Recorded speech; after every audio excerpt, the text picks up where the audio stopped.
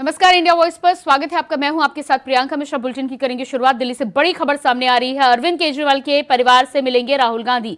अरविंद केजरीवाल के परिवार से मिलेंगे राहुल गांधी। कुछ ही देर में राहुल गांधी अरविंद केजरीवाल के घर पहुंचेंगे। फोन पर राहुल गांधी ने लिया हालचाल। ईडी केस में कानूनी मदद करेगी कांग्रेस। ईडी केस में कानूनी मदद करेगी कांग्रेस। राहुल गांधी का यह बयान सामने आया है। ईडी के केस में कानूनी मदद करेगी कांग्रेस। अरविंद केजरीवाल के परिवार से मिलेंगे राहुल गांधी। कुछ ही देर में राहुल गांधी अरविंद केजरीवाल के घर पहुंचेंगे। फोन पर लिया परिवार का हालचाल। फोन पर राहुल गांधी ने लिया हालचाल। ईडी के केस में कानूनी मदद करेगी कांग्रेस। राहुल गांधी का यह बयान सामने आया है। तो कल रात 8 बजे आबकारी मामले में अरविंद केजरीवाल की गिरफ्तारी के बाद रात भर ईडी की हिरासत में, ईडी के लॉकअप में रहे अरविंद केजरीवाल। आज सुप्रीम कोर्ट में मामले में सुनवाई। आम आदमी पार्टी ने गिरफ्तारी के विरोध में सुप्रीम कोर्ट में दायर की है याचिका। आज उस याचिका पर होनी है सुनवाई। साथ ही साथ राहुल गांधी का यह बयान सामने आया है। अरविंद केजरीवाल के परिवार से मुलाकात करने के लिए पहुंचेंगे राहुल गांधी। कानूनी केस में मदद का भरोसा दिलाया है अरविंद केजरीवाल के परिवार को।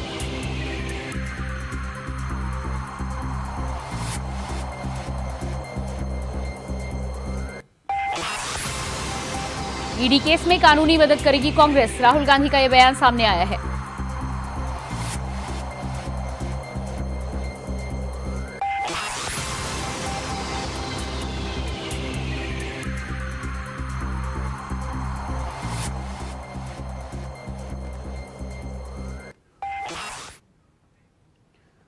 और इसी बीच दिल्ली से बड़ी खबर सामने आ रही है। केजरीवाल की गिरफ्तारी के खिलाफ सुप्रीम कोर्ट में आम आदमी पार्टी। दिल्ली से इस वक्त की अहम जानकारी। केजरीवाल की गिरफ्तारी के खिलाफ सुप्रीम कोर्ट में आम आदमी पार्टी। आज सुप्रीम कोर्ट में होगी सुनवाई। कल रात सुनवाई चाहती थी आम आदमी पार्टी, लेकिन आज का समय दिया गया है। आज सुप्रीम कोर्ट में होगी गिरफ्तारी के खिलाफ सुनवाई।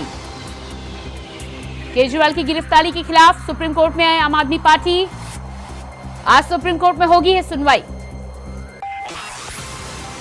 कल रात सुनवाई चाहती थी आम आदमी पार्टी।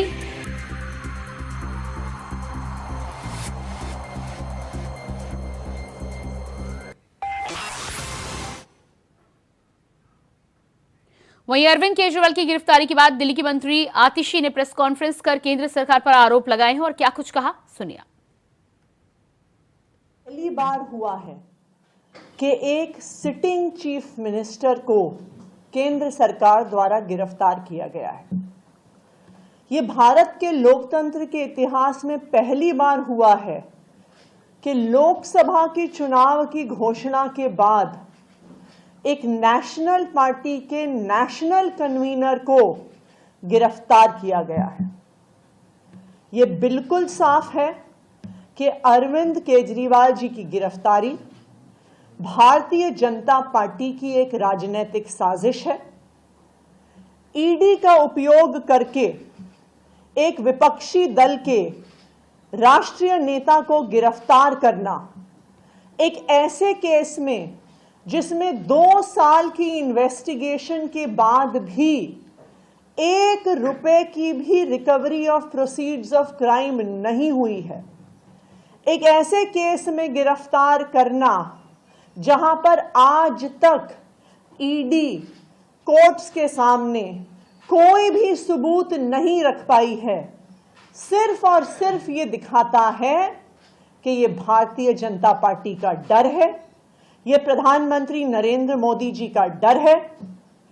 प्रधानमंत्री नरेंद्र मोदी जी को, भारतीय जनता पार्टी को ये लगता है कि अगर देश में कोई एक नेता है जो उन्हें चैलेंज कर सकता है तो उस नेता का नाम अरविंद केजरीवाल है। यह लोकतंत्र की लेवल प्लेइंग फील्ड का हनन नहीं है तो क्या है? आपने क्यों गिरफ्तार किया अरविंद केजरीवाल को चुनाव की घोषणा होते ही? क्योंकि आप चाहते हैं, भारतीय जनता पार्टी चाहती है कि वो चुनाव में कैंपेन ना कर सके, कि वो देश भर में जाके इंडिया गठबंधन के लिए कैंपेन ना कर सके। तो ये देश के इतिहास में, इस देश के लोकतंत्र के इतिहास में पहली बार हुआ है। और हम सुप्रीम कोर्ट से उम्मीद करते हैं कि सुप्रीम कोर्ट ने जब भी लोकतंत्र की हत्या करने की कोशिश करी है भारतीय जनता पार्टी ने, चाहे चंडीगढ़ के मेयर के चुनाव में, चाहे इलेक्टोरल बॉन्ड्स के माध्यम से, तो सुप्रीम कोर्ट ने सामने आके लोकतंत्र को बचाया है। तो हम ये उम्मीद करते हैं कि उसी तरह से आज भी सुप्रीम कोर्ट लोकतंत्र की रक्षा करे। ऋषि ने प्रेस कॉन्फ्रेंस की है, साफ तौर पर सरकार पर आरोप लगाया है। उनका कहना है कि लोकतंत्र की हत्या की है। इसके अलावा उनका यह भी कहना है कि लंबे समय से डिप्टी सीएम मनीष सिसोदिया और संजय सिंह के जेल में बंद होने के बावजूद भी किसी तरह का सबूत ईडी के पास नहीं है। गिरफ्तारी फिर भी मुख्यमंत्री की गई है। पहली बार सिटिंग मुख्यमंत्री की गिरफ्तारी के साथ ही साथ मुख्यमंत्री की सुरक्षा पर भी सवाल उठाए हैं। आतिशी का साफ तौर पर कहना है कि ईडी की कस्टडी में कौन मुख्यमंत्री के पास जाता है, किस तरह से जाता है, इसकी जिम्मेदारी आखिर किसकी होगी, इसका जवाब देना होगा।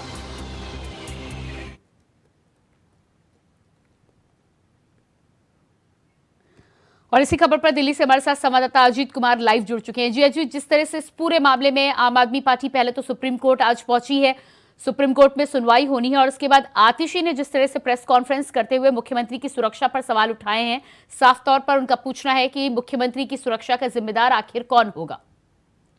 देखिए प्रियंका, बिल्कुल इसमें कोई दोहराई नहीं। जिस तरीके से ये पूरा प्रकरण हुआ है, ये साफ तौर पर दिखाता है कि क्योंकि साफ कहा जा सकता है कि स्वतंत्र भारत के इतिहास में पहली बार ऐसा हुआ जब वो भी राष्ट्रीय राजधानी दिल्ली के मुख्यमंत्री को मुख्यमंत्री के पद पर रहते हुए कोई जो केंद्रीय एजेंसी है उन्होंने गिरफ्तार किया है। वो सबसे बड़ा इस समय मुद्दा सामने निकल करके आया है। और इसके अलावा जिस तरीके से जो मंत्री आतिशी उन्होंने जिस तरीके से पूरा का पूरा भाजपा पर निशाना साधा है कि किस तरीके से लोकसभा चुनाव की घोषणा होने के बाद भाजपा की साजिश के तहत ये ईडी द्वारा मुख्यमंत्री को गिरफ्तार किया जाता है, कहीं ना कहीं उनकी सुरक्षा पर भी सवाल है। इसके अलावा जिस तरीके से मुख्यमंत्री से कौन पूछताछ कर रहा है, जिस तरीके से ये सुरक्षा पर भी सवाल खड़ी है।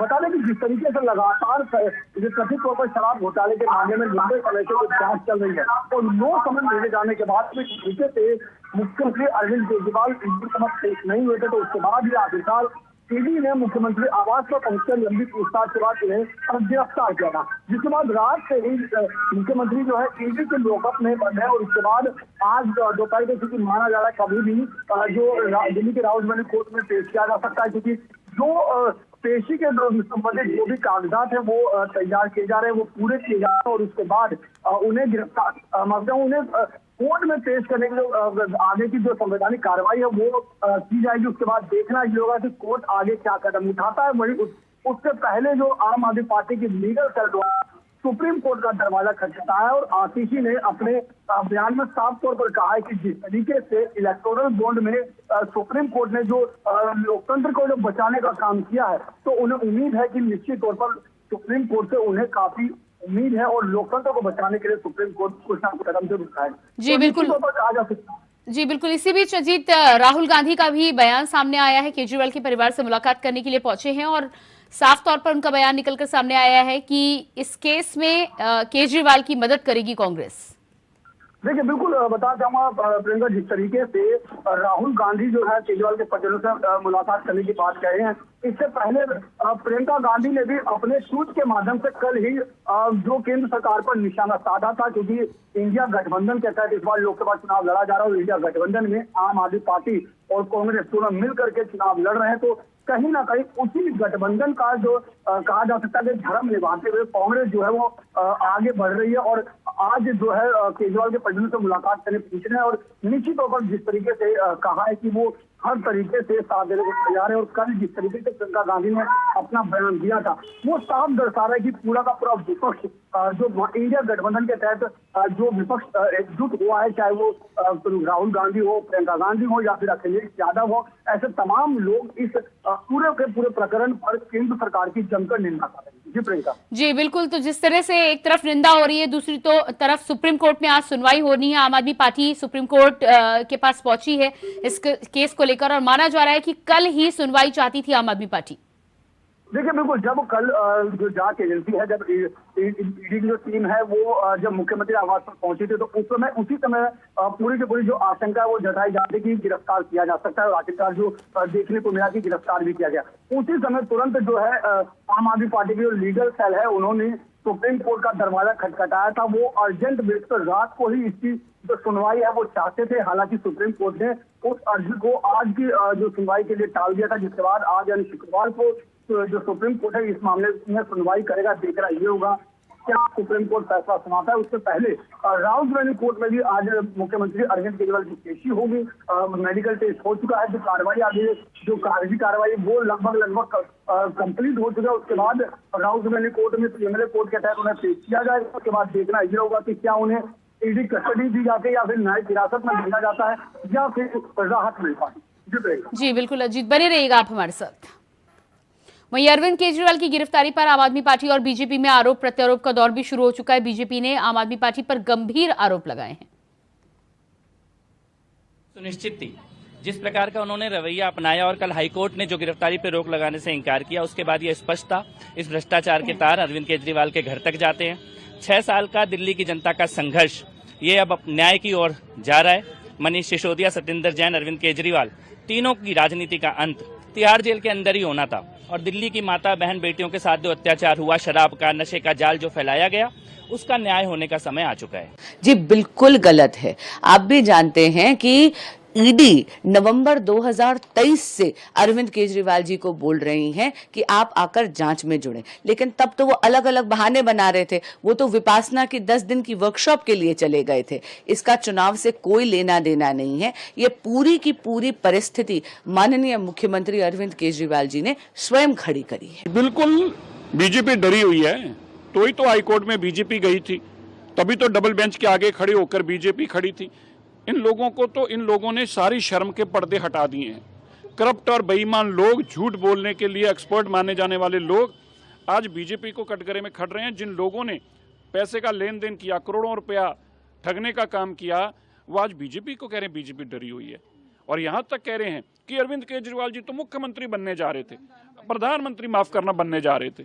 अब देखिए, अगर कोई पार्टी ये कल्पना करती है कि 7 सीटों में से 4 सीटों पे यहाँ चुनाव लड़ रही है, 13 सीटों पे पंजाब में चुनाव लड़ रही है, अगर कोई कल्पना ऐसी करती है कि 17 सीटें लड़ने वाले लोग प्रधानमंत्री बनेंगे, तो भाई मैं तो यही कह सकता हूं कि उनके कार्यकर्ताओं का एक विश्वास और उनकी कार्यकर्ताओं की निष्ठा जरूर देखने की जरूरत है कि एक करप्ट और बेईमान आदमी के लिए कितने जोरदार तरीके से वो जकारे और नारे लगा रहे हैं, ये हमें समझने की जरूरत है। तो पहले सिसोदिया फिर संजय। केजरीवाल की गिरफ्तारी को लेकर भारतीय जनता पार्टी के नेताओं का साफ तौर पर कहना है कि भ्रष्टाचार, बीजेपी के कार्यकाल में कोई भ्रष्टाचारी बचेगा नहीं और लंबे समय से मौका दिया जा रहा था। 2023 से ही दिल्ली के मुख्यमंत्री अरविंद केजरीवाल को इस बात का मौका दिया जा रहा था कि जांच में सहयोग करें, लेकिन उनकी तरफ से सहयोग ना मिलने के बाद ईडी को यह कदम उठाना पड़ा है। और इसी खबर पर हमारे साथ अजीत लगातार बने हुए हैं। अजीत, इस पूरे मामले में एक तरफ आतिशी की प्रेस कॉन्फ्रेंस और उसके बाद भारतीय जनता पार्टी के तमाम नेताओं के जिस तरह से बयान सामने आ रहे हैं, साफ तौर पर उनका कहना है कि 2023 से ही उन्हें बार बार इस बात को लेकर मौका दिया जा रहा था कि जांच में सहयोग करें, लेकिन जब जांच में सहयोग नहीं किया है, सारे रास्ते उन्होंने बंद कर दिए, उसके बाद ईडी को गिरफ्तारी करनी पड़ी है। बिल्कुल, ये जिस तरीके से जो शराब घोटाले का मामला जब से उठा है, तब से ही लगातार जो है भाजपा जो है वो दिल्ली के मुख्यमंत्री अरविंद केजरीवाल और आम आदमी पार्टी पर जमकर निशाना साध रही है। हर मोर्चे पर आम आदमी पार्टी को घेरने का काम किया है और यही एक वजह है जिसमें साफ तौर पर जो जिस तरीके से आम आदमी पार्टी जो है वो केंद्र सरकार पर आरोप लगाने के राजनीतिक षड्यंत्र के तहत मुख्यमंत्री को गिरफ्तार किया गया, तो उसी को कवर करने के लिए जो भाजपा भी मैदान में उतर चुकी है। और भाजपा साफ तौर पर कह रही है कि जिस मुख्यमंत्री को और नोटिस भेजे गए हों और कभी वो चुनावी हवाला, कभी वित्तीय का हवाला देते हैं, कभी किसी तरीके से इसको गैर संवैधानिक बताते हैं, तो निश्चित तौर पर उसी को देखते हुए अब ईडी ने अपनी कार्रवाई की। नो समन कोई ये नहीं होता कि आप एक समय या 2 समय नो समन ईडी की तरफ भेजा जाए, लेकिन आप एक बार भी पेश नहीं हुए। अगर आपको डर नहीं था तो आप पेश क्यों नहीं हुए? तो इस तरीके से कहा जा सकता है कि आरोप और प्रत्यारोप का जो दौर है वो भी अब शुरू हो चुका है, जहाँ एक और आम आदमी पार्टी जो है वो जी अजीत, आपको यहाँ पर रोकना चाहेंगे। इसी बीच एक और बड़ी खबर निकल के सामने आ रही है दिल्ली से। बड़ी खबर, दिल्ली में आईटीओ मेट्रो स्टेशन बंद किया गया।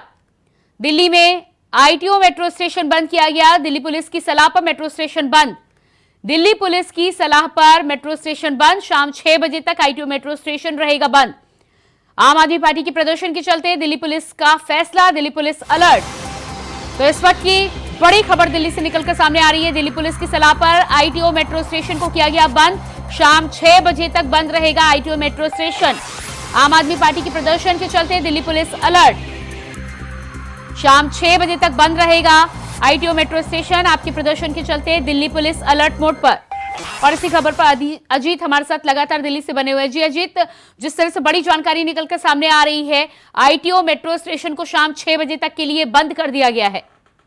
देखिए प्रियंका, बिल्कुल आज जो मुख्यमंत्री अरविंद केजरीवाल की गिरफ्तारी के विरोध में आम आदमी पार्टी ने भाजपा जो कार्यालय का घेराव का ऐलान किया था और उसी को लेकर के सुरक्षा व्यवस्था के मद्देनजर हाईकोर्ट भाजपा कार्यालय पर, आम आदमी पार्टी कार्यालय पर पुलिस बल की तैनाती की गई और उसी को देखते हुए सुबह 8 बजे से ही जो है आईटीओ मेट्रो स्टेशन को पूरी तरीके से बंद कर दिया गया था और 8 बजे से ये जो मेट्रो स्टेशन है शाम को 6 बजे तक बंद रहेगा। सुरक्षा व्यवस्था को देखते हुए ये फैसला लिया गया है और 8 बजे से ही जो मेट्रो स्टेशन है उसको बंद करने का फैसला जो है वो डीएमआरसी की तरफ से लिया गया और डीएमआरसी ने साफ कहा कि शाम को 6 बजे तक जो मेट्रो स्टेशन है वो बंद रहे, क्योंकि आम आदमी पार्टी ने भाजपा कार्यालय का जो घेराव करने का जो आह्वान किया उसको देखते हुए ये फैसला लिया, क्योंकि आईटीओ पर ही आम आदमी पार्टी का कार्यालय भी है और इसी चीज को देखते हुए आईटीओ का जो मेट्रो स्टेशन है उसे सुबह 8 बजे से शाम को 6 बजे तक के लिए बंद करने की घोषणा जो है वो डीएमआरसी की तरफ से की गई।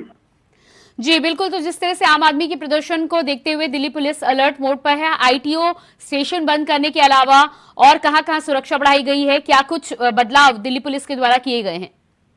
देखिए, अगर मैं बात करूं सुरक्षा, तो सुरक्षा के मद्देनजर दिल्ली में जो है 15 जिले हैं, 15 डिस्ट्रिक्ट आते हैं और 15 डिस्ट्रिक्ट में तमाम जो डिस्ट्रिक्ट है उनमें सुरक्षा व्यवस्था को कहीं ना कहीं बढ़ा दिया गया है। दिल्ली पुलिस को विशेष अलर्ट पर रखा गया है, चाहे वो नॉर्थ दिल्ली हो, सेंट्रल दिल्ली हो या फिर और ईस्ट दिल्ली हो, साउथ दिल्ली हो, तमाम जो 15 डिस्ट्रिक्ट जो आते हैं उन तमाम डिस्ट्रिक्ट में दिल्ली पुलिस को अलर्ट पर रखा गया है। इसके अलावा भाजपा कार्यालय पर और आप पार्टी कार्यालय पर भी पुलिस बल की तैनाती की गई है। वहां पर अलग से फोर्स को तैनात किया गया, क्योंकि आज सुबह से ही आम आदमी पार्टी के जो प्रदर्शन का जो घोषणा किया गया था उसको देखते हुए ये जो पुलिस बल की जो तैनाती है वो की गई है और पूरी दिल्ली को अलर्ट मोड पर रखा गया है।